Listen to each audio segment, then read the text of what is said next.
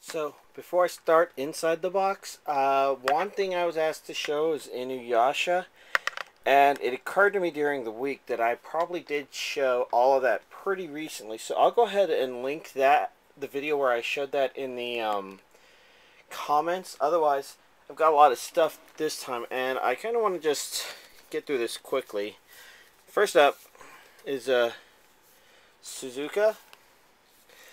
Now, I didn't care for it too much. It wasn't bad, but I don't know. I just felt like I had trouble sympathizing with the main character, both with his kind of wishy-washiness, which I guess is common, but the real problem, I guess, is that the titular character, Suzuka, was kind of a bitch. So I kind of didn't like his selection of girl either, as well as, the romantic lead. But it wasn't as frustrating to watch as Peach Girl. Peach Girl I actually had to stop watching before my blood bursts into flames or something like that. That one was stressful to watch, so that anime was probably a good example of something that reaches the limits of my tolerance somehow. Although I may go back and try and watch it anyways. Oh well. Next series, Project Blue Earth SOS. So, it's a very interesting series.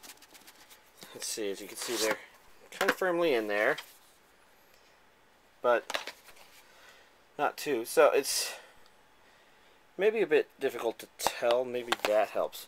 But it's an interesting series in that it's kind of structured in a way where it's like some stereotypical, I don't know, 60s, 50s alien invasion sort of thing. I guess I don't know what time frame, but it's kind of set up like that, although not really. I don't know how to place it, how to say it. It was just interesting. I guess we'll just leave it at that. Oh,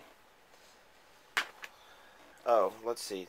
I guess I forgot to mention Suzuka is pretty much about a guy who's interested in a specific girl, and I guess that's just about it. Project Blue Earth SOS is about aliens invading the world and people doing something about it, basically. Nice and simple.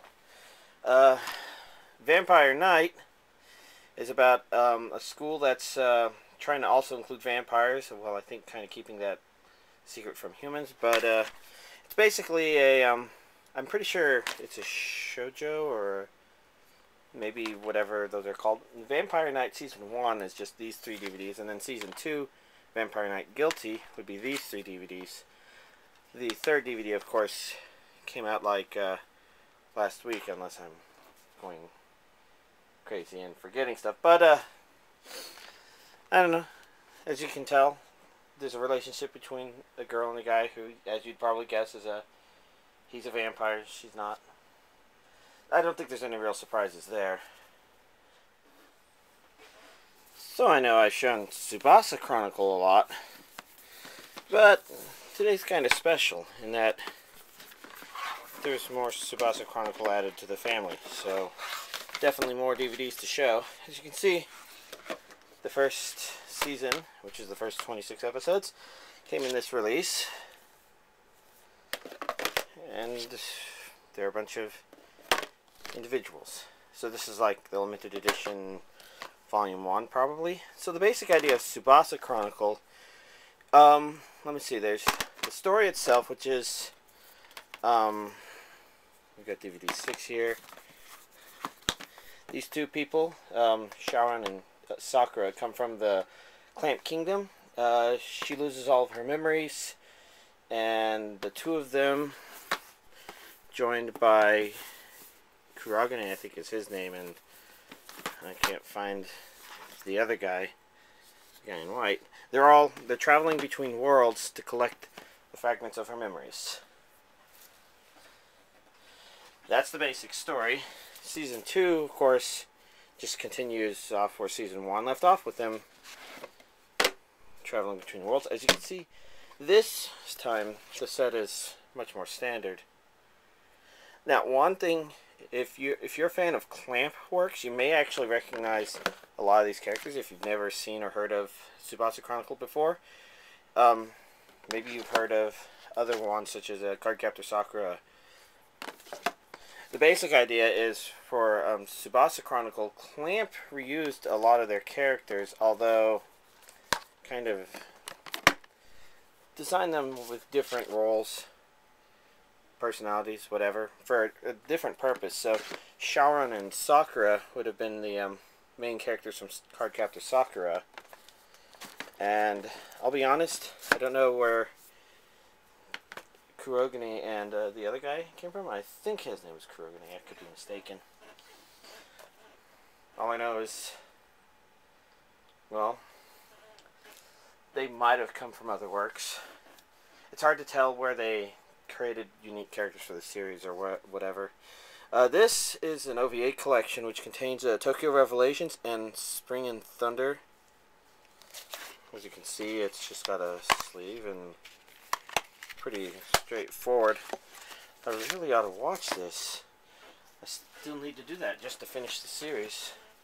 And then we got the Tsubasa Chronicle Holic double feature, where basically Holic is another series that has relation in that the characters of Tsubasa Chronicle gain their ability to travel through worlds, recollecting her memories thanks to her.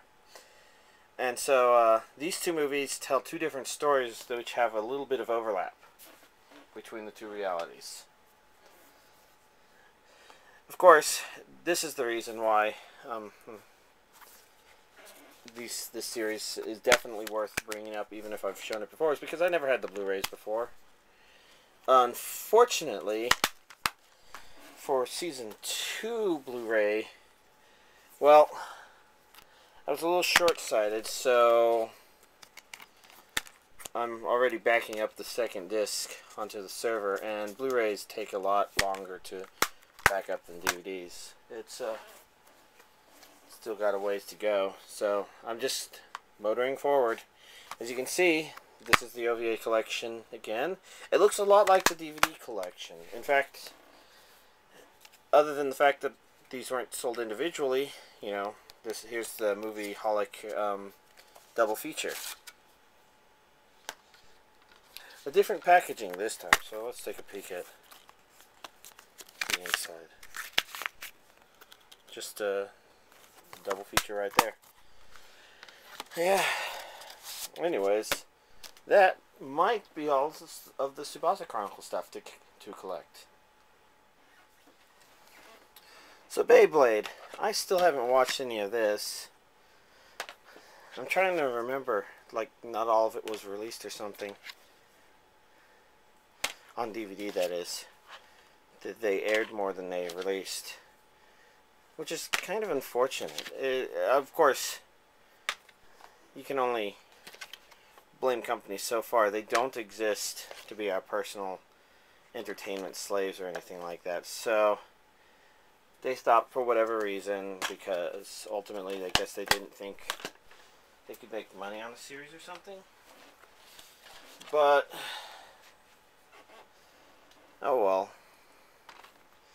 At least people like me can still collect them. This is Beyblade G Revolution. They may have stopped releasing before all of this was out, perhaps. I don't know for certain. After all, these are, oh no, these are the ones that are Funimation. Huh. I've got a Beyblade the movie Fierce Battle here. And then currently coming out are Beyblade Metal Fusion. And there's currently 3 volumes out. I think Volume 4 is supposed to come out really soon. Finally, maybe the big update for the evening. Full Metal Alchemist. Ooh, excuse me. Now, I'm trying to remember if there was a movie version or a Blu-ray version of The Conqueror of Shambhala. And I guess there was that movie that aired recently in Japan, so I guess this isn't quite complete, but it's more complete today than it was before. So the story of Full Metal Alchemist, it tells the story of the Elric brothers, or it follows the travels of the Elric brothers, who live in a world where alchemy developed instead of science, perhaps. I think that might depend on which version of the series, I guess. But the basic idea is Edward and Alphonse, they tried to do something forbidden in alchemy, which left them basically with disfigured bodies. Alphonse in the suit of armor, and Edward with the metal arm. He became the youngest state alchemist ever, which is basically a military-funded alchemist program, I guess is the way to put it. And these 13 DVDs are the original series. And finishing that up, I guess, is the Full Metal Alchemist movie, The Conqueror of Shambhala. And for a couple of extra things, there's the Full Metal Alchemist Premium OVA collection. Now, Full Metal Alchemist did not follow the manga very closely. Well, it probably followed it sort of closely near the beginning, but eventually reached a point where it diverged wildly from the ideas, the meanings, the plans. I think that was the plan from the start, actually, based on the way it's set up. But then Full Metal Alchemist Brotherhood comes out, and it starts the story over from the beginning, this time telling it closer to the... Whoa! Closer to the manga.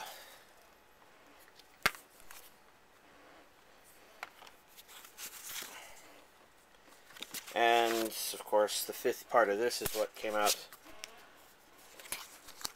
today.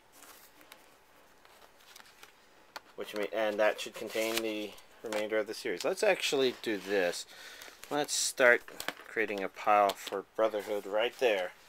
You'll see that it's not nearly as tall as this, but it's got more episodes, so it's a far more compact release, which is pretty much what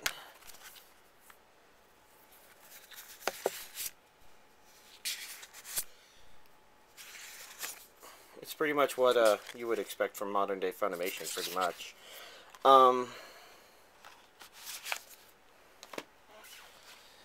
And I don't know for certain, but it's supposed to stick closer to the manga, and I think it's been better, because the other one was partially good for two reasons, but maybe that was also kind of its weakness, I guess, in a bit. Whereas this one has a purpose beginning to end. That's not necessarily so simple that I think you can guess it for sure, but it seems to be there nonetheless. And the basic idea is